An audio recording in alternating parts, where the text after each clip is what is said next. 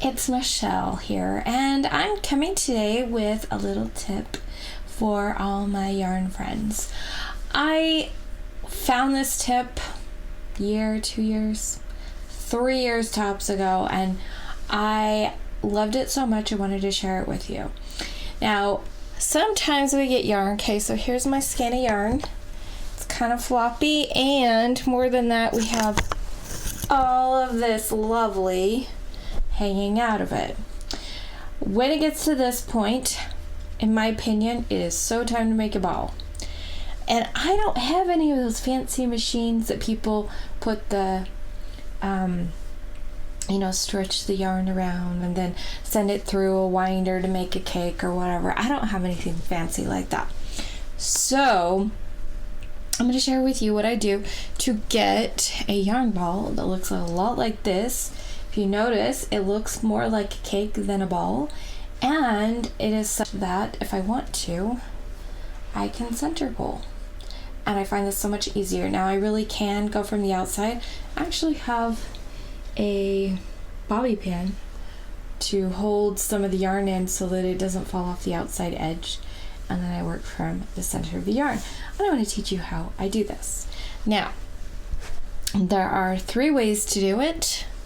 One of them is with your hand, which is a little bit awkward, but I'll show you how to do that. Another one is with a paper towel roll or a toilet paper roll, and how you can use this to create it. And that's actually what I was originally shown. And one of my favorite yarn tools ever, this is a piece of PVC pipe. It's just from the local hardware store. I had my son help me get it small. I'm not sure if the hardware stores will cut it down for you, but I wanted it small enough that it fit in my little bag with my hooks, so I could always find it. And yet it wasn't there today, but I did find it. So I'm going to show you how to do this and some of the tips and tricks that you can use to make it work for you. So we're going to start with showing you how to do it with your hand. Now, with your hand, I highly suggest you only do it if you have like a small bit of yarn that you kind of want to wind up into a ball, because otherwise it's just, your hand's not going to be happy with you. So you put it so that there is a tail hanging down, okay, and then you can start wrapping it around a couple of fingers, and you just keep wrapping around until you run out of yarn. And you hold this down because this is what you pull through. Now, like I said, you don't want to do this with a lot of yarn. Okay, so then we have the toilet paper roll method, or paper towel. You stick your tail, wanting to stick to the side. You stick your tail down through the center of it, and then you don't have to have it go down very far because you don't need very much. If you want to, it might help to put a piece of tape to hold it here, and then but sometimes I just like kind of hold it with my finger, and then you kind of hold it, and then you wrap over it, and you keep going around and around and around until you're out of yarn. So let me show you. One of the reasons why I like my there's a few reasons why I like to have it this. This I can do a few times, but then it starts ripping and breaking. Oh, there is a tip. Some people actually cut a little slit here at the top, so then they'll string their yarn down through and then put it in the slit to help hold it. That's the tip. But I like this because it's thinner, and because wrapping yarn around this is never going to ruin this. It's going to last for a really long time. It would take my 17-year-old getting a hold of it with heat, or running it over with car. I mean, like, it's going to take a lot to run this. One nice thing about PVC pipe. But I still do the same thing. I send it down through the center, and then I can tape it at the end, because sometimes it does like to poke up, but honestly I just hold it. If it does poke up, I tuck it back down in and I start again from wherever I'm at. But I always pulled it at the very beginning because it's just a little easier to get started. So then you're going to pull a little bit down, start going over it, and you're just going to keep going around and around and around. If you want to do it slowly, you can take and wrap it so that it goes right next to the last one, and it's going to look more cake-like the more you do that. But I just keep going around. I think I have knots in here. The one problem I have is that I'll go around and then somehow it starts wrapping around right here. So you do have to kind of watch for that. Come back, start again, and keep going. I like this because if my hands get tired, I can put it down. Alrighty, so I am not done undoing my knot, but I had a couple of things that come to mind. I restarted this, and I wanted to show you. This is my loop from the beginning when I started it, and if I want to get rid of it so it just snugs up in there, I pull, if I'm not holding it with my thumb, I pull it till it just kind of comes up in there. This is a little bit snug, and now it's just up there and it's not hanging out of my way. The other thing I wanted to show you is, sometimes when you have a knot, you have to, like you're scrolling along and say like this, you have to like put down the thing and go through it. Well, this makes it actually really easy to say if you want to go through while you're winding, and you come across, sometimes you come across knots while you're winding, especially as you start getting to the end. And you can go, sometimes you have to go through, and you can send this through. Gives you something to hold on to as you send it through. I don't have to like hold the big ball and to hold the yarn to it. I can just hold down here, pull my tail. This is the part I'm winding on. I can pull it down here. No matter how big my ball is, I can hold it down here and send it through. Whereas if you're like winding a yarn ball, you have to hold the ball and you have to send it through, and then that's a little bit awkward. As I was winding this, I thought of a couple of things to talk about. Now you could go really slow around this and just line it up and be like, oh, perfect, because you know the machines it does a gradual turn as you're going. I'm not going to do that. I think it looks really cool, but I'm not going to do that. So what I do is I go like around 1, 2, 3, 4. I don't necessarily count, but I tend to go like 3 or 4 times. And then I shift it a little bit. And then I go a few more times. And then I shift it a little bit. And I go a few more times. And then I shift it a little bit. Just like if you were winding a ball. And so I have these little spaces between them. And I'm okay with that. I figure, in the end, who cares? Another thought that I had that I wanted to talk to you guys about while I'm winding this is if you guys do use a PVC pipe, size-wise, you wouldn't want to have it any bigger than, a toilet paper towel roll. And this size is as small as I'd be willing to go. It's probably like the center that sticks in is probably like a 1/2 inch. I could measure it. Except for honestly, I'm not sure where my tape measure is at the moment. So, you don't want to get too small. You wouldn't want to do any smaller than this because you want to have room so that when you're pulling the yarn out from the center at the end, that it doesn't actually, that doesn't get caught and stuff like that. So you want a little bit of space. I don't usually have too many problems.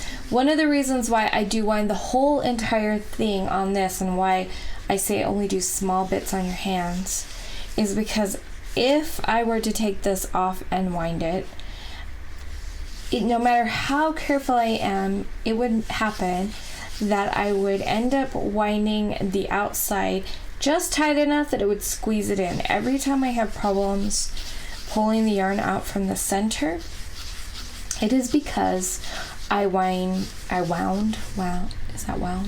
part of it while it was actually not on the thing.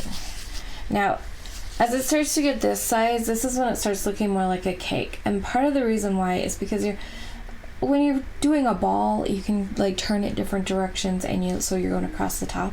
Yes, you're not really going across the top. And I can go down, like I can go down from the bottom and go down up here and down here, but I find I don't like the look of that very well.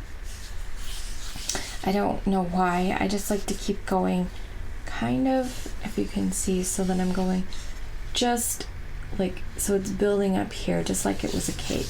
Now eventually this will get big enough that what I'll do is just like this, slide it down a little bit so that I have some room if I do need to go up and down and over that way, so it's not so big of a deal, and I just keep going until it's done. Thought maybe while I was winding this we could have a little chat. I know my channel is brand new, but I have to tell you, I believe that this channel has somewhere to go. I'm excited about it. I think that the crocheting and knitting, crafting, sewing, I think that the community of those kind of people is just incredible. Now, sometimes, I don't know if you can see this, it's like smooth and all pretty here, and then it kind of gets this bump here. Seriously, it's not that big of a deal. We're not winding this to be like a piece of art. We're winding it to be easier to work with. And I like working with the cake because when you sit it down, it has less likely to roll around. This, I'm recording it, it's Friday as I'm recording it. And this coming Sunday, which will be the Sunday just before this comes out, because my goal is to have this video out on Monday. I have these things I started making. Oh my gosh. I will be showing them in my little blog-like thing that I do, that I'm trying to do. I don't know how frequently they'll come, but we'll see. I started knitting gnomes, and holy cow, it was so fast. So I started making gnomes, and I'm really excited. I know who my very first subscriber on this channel is, because she's one of my best friends, and I have presents for her from Christmas time. Basically, we were gonna get together in January, and actually we were gonna go to see a play, a musical. I just love my kids. I really do. And at the same time, as most moms, I get a little frustrated with them. In case you didn't know, I am a mother of 6 children. My oldest is married. My second oldest will be 19 on the 27th, as I was talking about her. My youngest is 12. I had 5 of my kids in 6 years, so they're pretty close together in age. So I have almost 19, I have a 17-year-old, a 16-year-old, almost 15-year-old, and the 12-year-old. He'll actually be 13 in August, so it's pretty crazy, and I have 2 wonderful grandkids, and I love it. This is getting to be kind of skinny and fat, and I could keep out going, but I think what I'm actually going to do is intentionally come around the top a little bit, just to make it a little fatter, like thicker this way. So I was talking about my friend. She's my very first subscriber.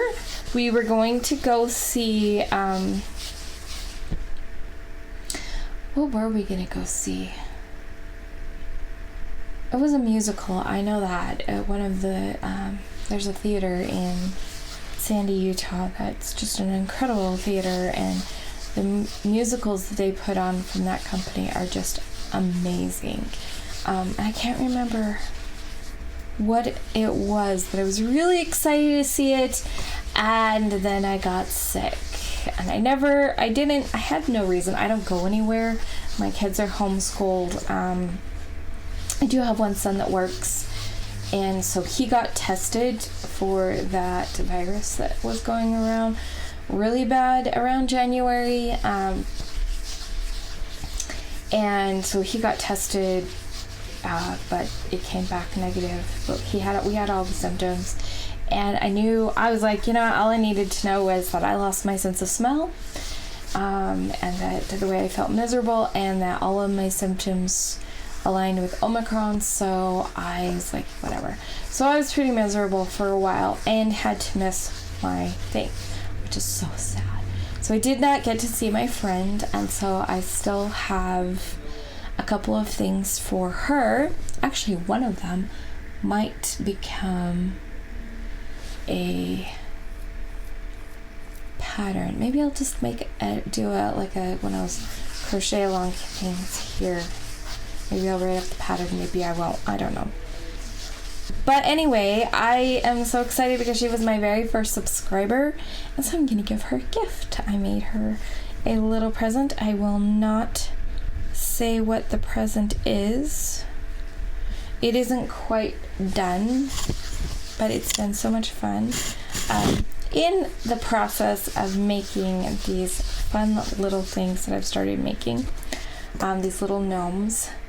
Okay, so that's what I'm giving her. I'm giving her a gnome. I actually can show you.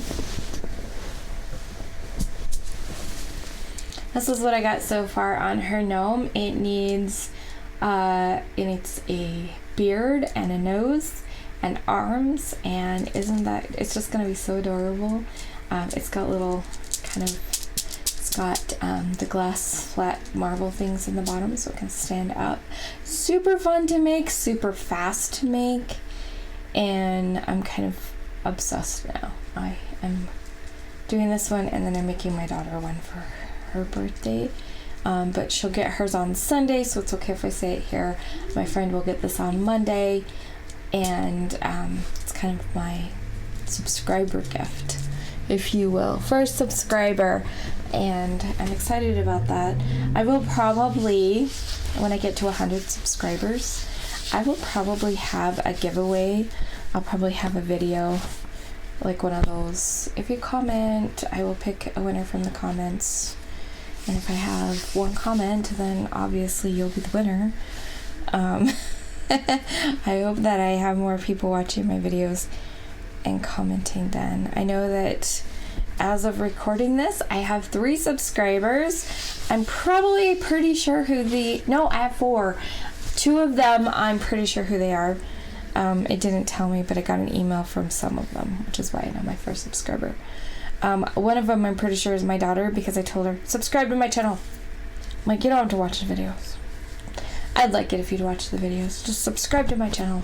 And the other is her friend who follows me on Instagram. And I thought she would have fun watching the videos, so I invited her to subscribe. Which, speaking of inviting to subscribe, I would love it if you would subscribe. I'm really excited about my plans. I have got a little knot here again. I'm almost done. Yay. I figured out a little trick when a person has to frog a part of knitting.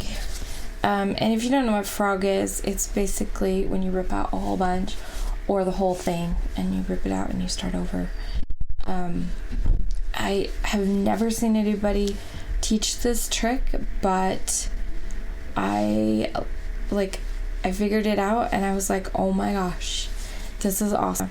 So I'm gonna do a tutorial on how to do that, and I have 2 planned tutorials for my little dish towel topper things. I'm going to teach you guys how to do the blanket stitch on the towel and the first round or 2 to get it ready for the pattern. And also there is a little embellishment that I know I want to do a tutorial for, and then I'm thinking I might just do a whole video for this other thing. So I've already got plans for 4 tutorials of some kind, and of course at least monthly like blog things. They call it a lot of people call things podcasts. I don't really understand how knitting and crocheting is a podcast, unless it's just people are listening while they're knitting, and that kind of makes sense. But I always thought a podcast was for listening, and now we have video ones, and so I don't know whether to call, like, I don't know what establishes it and how it determines whether it's a podcast or whether it's just a blog. I don't know. I am Generation X, guys. I am tech savvy, so there's that. But some of the things, like trying to explain to my daughter, I was like, okay, so the word aesthetic, it existed in the 80s, right? But we didn't people didn't really have aesthetics. Like, sometimes you'd have people, like, they were the goth people or they were the alternative people, and they had a look that set them apart, and, you know, the preppies had a look and stuff. So we had these little groups that that people got called things, but we didn't have, like, aesthetics the way that they are now. Like, people, and like, to explain to them wearing vintage clothing, like, you were weird, really weird if you wore clothes from, like, the 50s during the 80s. Like, that was just unheard of. You either was, like, pretty plain Jane or you fit into one of the little groups in school, right? The concept now, I love that about the younger people. They're just like, they have their aesthetic and they wear their aesthetic, and it doesn't really, you know, it doesn't matter. Vintage clothing became popular, you know, my son's generation, and it was just really cool. So my son's 29. What does that make him? I think he's officially a millennial. Okay, so I am putting a thing in. I sometimes tuck the end around in some strings, but I find that pretty awkward and comes undone. So I'm done. I've gone all the way around. What I will do is pull the string out from the center and then pull it up. And then you get a little hole, and it's bigger, of course, if you have a bigger thing. And then I think it's just really fun to kind of squish it both ways and close the hole. And then you've got your string that pulls out, and that's it. And that's how it works. I love this technique. I wish that my grandma would have known this when she taught me how to wind balls back when I was a child. Wish I would have known this all through the teen years, because in the 20s and the 30s and my 40s, well, I learned it somewhere in my 40s because I'm in my 40s. This here is a pair of, it's a skein of Patton's Croissant yarn. It's wool, and this is how I found out that my body does not like me working with wool, because my hands got really hot. The heat spread up my arm, and I was like, nope, not worth it. But I had gotten it ready into 2 equal-sized balls. I have my little scale that I weighed them, and then I got it, like, there's this one little bit here that's off, because I got them ready to start, so the sock stripes would be in the same place. And one thing that I like about creating the yarn so that it does pull from a center pull, and even when I'm doing my socks, it's actually easier for me than doing from the skein, is because they can just sit there, and for the most part they just sit put, and you just pull and pull and pull and pull. And if you were to want to take from the outside, it would probably do about the same, because it's like working with the cake, and I think that's really cool. It also makes it really nice doing this, because I can wind, and what I would do is weigh the when I'm trying to divide it in half. First of all, I weigh it at the beginning to see how much it really weighs. To see if it really weighs the 50 grams that it says or whatever it says. And then as I'm winding it off, and winding it up on here, I weigh the rest. And the thing I love about that is because it means that I can work from the same direction in the yarn. I'm actually thinking, I've been trying to figure out what to do with this yarn, and I'm thinking I might actually give it to someone when I hit my 100 subscribers, because what am I gonna do with it? Can't use it because, yeah. My daughter is actually also allergic to wool, and my cousin is 100% for sure allergic to lanolin, so I'm pretty sure it really is an allergy. And I probably am allergic to lanolin, but because I don't really know if I'm allergic to lanolin, there's that. I hope you guys enjoyed this tutorial.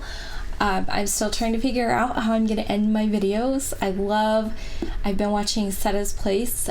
She is such a delight. She's got this amazing giggle, and she just makes my day. Listening to her, she's just so happy and beautiful. And she says at the end of hers, "Have a blessed day," and I'm just like, oh, that's so sweet and so beautiful. And just different people have different things they say at the end. On my other channel, I tell people to remember to let their light shine big, bright, live, and beautiful, and be the incredible people they were designed to be. And I may come up with something like that. I don't know. I'm still working on it. Anyway, I hope that you find, I know that it's not super concise because I started chatting, and I hope that format's okay for you. I'm going to try and put little chapters in. It will be my first time playing with chapters, so we'll see how that goes. And I'll see you guys next time. Bye-bye!